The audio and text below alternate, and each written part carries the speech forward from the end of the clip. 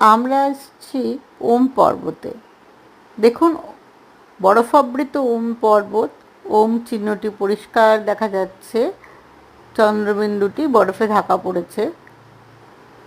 চারিদিকটা পাহাড় দ্বারা পরিবেষ্টিত এই ওম পর্বতটি। খুব সুন্দর ওয়েদার পেয়েছি। পাশে রয়েছে নন্দী পর্বত। আমি একটু জুম করে দেখাই। কল্পনায় এখানে হনুমানজি এবং নন্দীকে দেখতে পাওয়া যায়।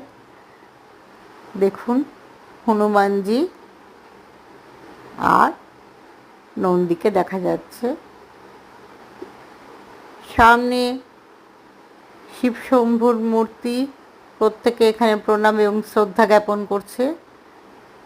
হর হর মহাদেব, জয় শিবশম্ভু। নন্দী পর্বতটির পাশেই রয়েছে শেষনাগ পর্বত। 5টি নাগ পর্বতের সমন্বয় শেষনাগ পর্বতটি চকচক করছে একদম। এখানে এসে একটা মাইথোলজিক্যাল ফিল হয়। উত্তরাখণ্ডের আনাচে কানাচে প্রচুর মাইথোলজি রয়েছে। আবার ফিরে এলাম ওম পর্বতে।